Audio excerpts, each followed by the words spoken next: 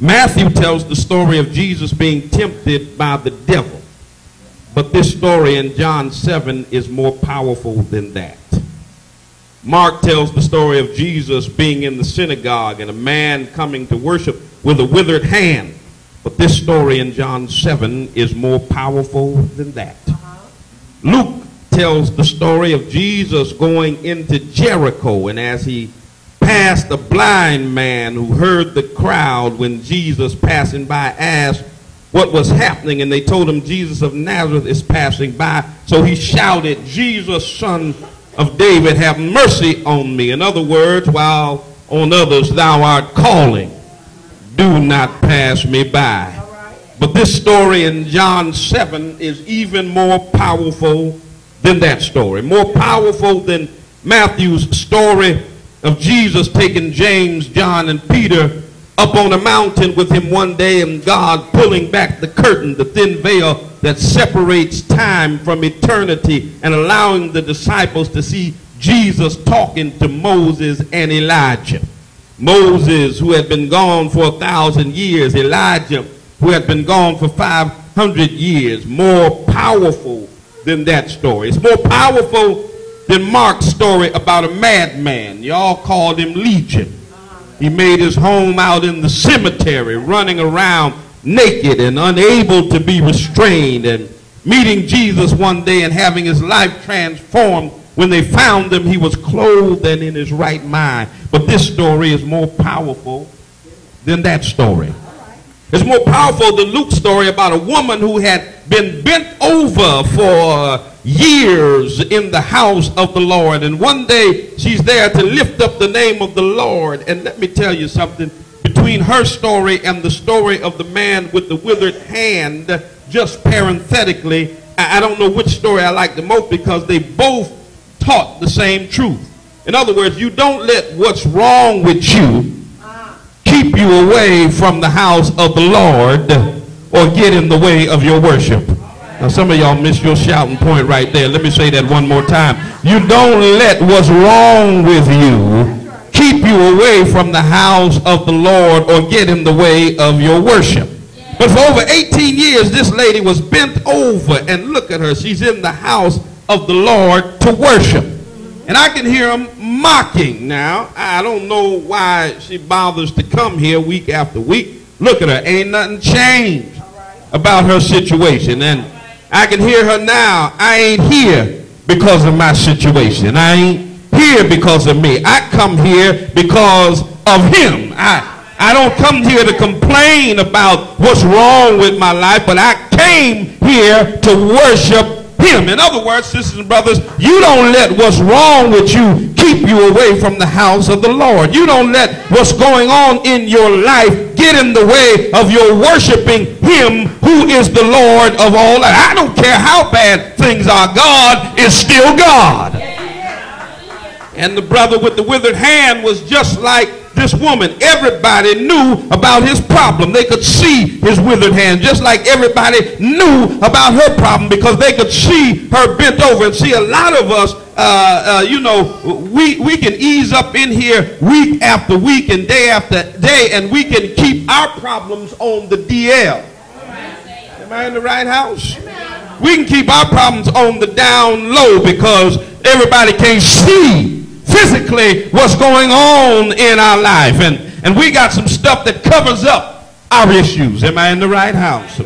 Makeup and fancy weaves, y'all ain't gonna help me now, and holy hats and expensive suits and St. John's and Armani hide a lot of our stuff, and most people don't know what's going on with us and in our individual lives. But brother man who had a bent hand and sister girl who had a bent back, everybody could see their stuff. Everybody knew about their problems. But look at them. Even though everybody knew that they were going through stuff, they were still in the Lord's house on the Lord's day, and they came to worship. In other words, you don't let what other people know about you, think about you. You don't let what other people say about you. You don't let what other people think about you keep you from coming into the presence of the one who already knows all about you. And in spite of knowing all about you, he still loves you just like you are. Oh, yeah, y'all missed your shouting point right there. Here, you see, because there's some folk who talked about you before you came to church today. There's some folk, oh, y'all ain't gonna help me. Some folk gonna talk about you when you leave church. Hey, God, but God knows all about you, knows your warts, knows your downsetting and your uprising. He knows what you did in secret, and yet he still loves you and still cares about you. And see, what you got to make up in your mind is people didn't make me. People didn't die for you. Come on, somebody. People didn't get up early on Sunday morning for you. People ain't got a heaven or a hell to put you in, and people did not wake you up this morning. And so you don't let people keep you from praising him who has the first word and the last word in your life.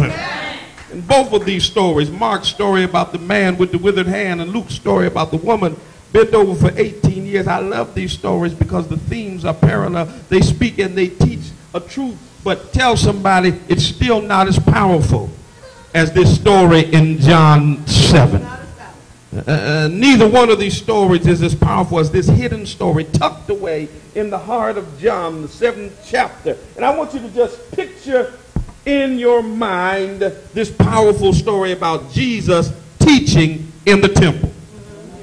Now, if you got the scripture with you, it'll help you get an image of the picture that John so masterfully paints. And when you look at John 7 for a moment, I want you to look at the 2nd verse. And when you look at that, you see that the Jewish festival of the booths was about to begin. And the festival of the booths was celebrated every year as a reminder of the way God's people had wandered in the wilderness for 40 years because they wouldn't trust God and wanted to do things their own way. Now, does that sound familiar to anybody in here? Is anybody going to be honest enough with God in the house of God on this Lord's Day? Because the people of God would not trust God and wanted to do things their own way. It sounds kind of like us. And because they wanted to do things their own way, come on, how many of us, I'm grown. Mama can't tell us nothing, daddy can't tell us nothing, auntie and grandma can't tell us, pastor can't tell, I'm grown. Come on, somebody. I'm going to do things my way. And the children of Israel were just like that. They wanted to do things their way, and because they did things their way, they brought a punishment upon themselves. Because of their behavior and because of their choices. I know we get the Flip Wilson syndrome. The devil made us do stuff. And not only do we get the Flip Wilson syndrome, we blame other stuff on the devil, because when we do stuff to mess up in our lives, then we blame the devil. Satan just messing with me. My family is under attack. Y'all ain't gonna help me preach in here today. No, Satan ain't attacking you. He don't have to attack you. You attack yourself. Oh, God, help me preach here. Let me ask you again, is this sounding familiar to anybody in here? Everybody say we. We make choices and we engage in behaviors that bring consequences on our own selves, and we need to stop trying to blame God or blame the devil for the stuff that we did. And how many times have you heard somebody say, the devil made me do it. The devil is on my track. The devil got in my boss. Y'all ain't gonna help me now. You're the one who keep coming in late. The devil ain't in your boss. The devil is in you. I wish I had somebody to help me preach in here. We make choices and we engage in behaviors. Tell your neighbor, our choices have consequences. Oh, don't be scared of them. Look them in the air, point to them and say, your choices have consequences. Now, I know some of you don't like talking to your neighbor. You feel uncomfortable. you know, in this world which idolizes isolation, anonymity, and so-called socially constructed privacy. So if you don't want to say something to your neighbor, come on somebody, and you look funny when I told you to look at your neighbor, just talk to yourself and say, there are consequences to my actions. Go tell yourself, my behavior has consequences. Our behavior has consequences. In other words, my sisters and brothers, I want to tell you, don't call your crops your cross. You're going to get this in a minute. I'm going to work this one out for you. Look at somebody and say, don't call your crops your cross. You see, God will forgive us for sowing our wild oats. What is that, Pastor? You know what that is, Brother VJ, don't you? Y'all remember coming to America, right? Come on, y'all remember that, right? What was Eddie Murphy's character's name? See, y'all don't. See, y'all don't remember coming to America. Y'all ain't gonna help me now. Thank you so much. Oh my goodness. So Prince Hakeem had this fine sister who he was supposed to marry. Y'all remember? She's your queen to be. Yeah. And so he didn't love her. He called her in the back. He asked her, what does she like? Whatever you like. Amen. But he didn't want to do that, and he wanted to find somebody he loved. So they came up with this scheme that they were going to go to Queens to find this queen. But Simmy had it twisted.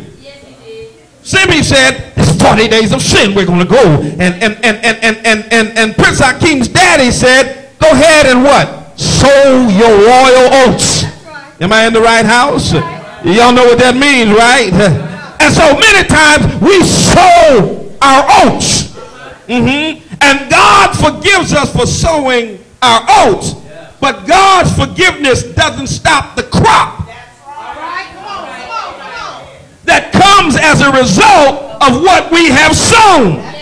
See, them oats we sowed bring a crop. In other words, the Bible said, be not deceived, for God is not mocked.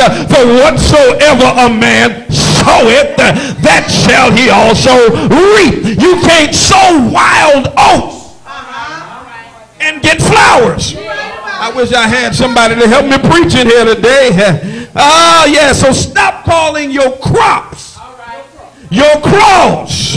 Well, that child is my cross. No, that child is your crop. You see, let me tell you, let me help you with the difference between a crop and a cross. You see, a cross is a sacrificial vehicle of redemption that you voluntarily pick up. What did Jesus say? If any man would follow me, he must first deny himself, take up his cross, and follow me daily. It's something that you voluntarily pick up. Our choices have consequences. Our behaviors have consequences. And so our crops are the consequences of what we chose to do. And so the people of God chose not to obey God, and they brought upon themselves a punishment of 40 years wandering in the wilderness. And so for 40 years, they had to live in booths. And after 40 years, when Joshua led them across the Jordan and into the land that God promised Abraham hundreds of years before he was born, from Joshua's time until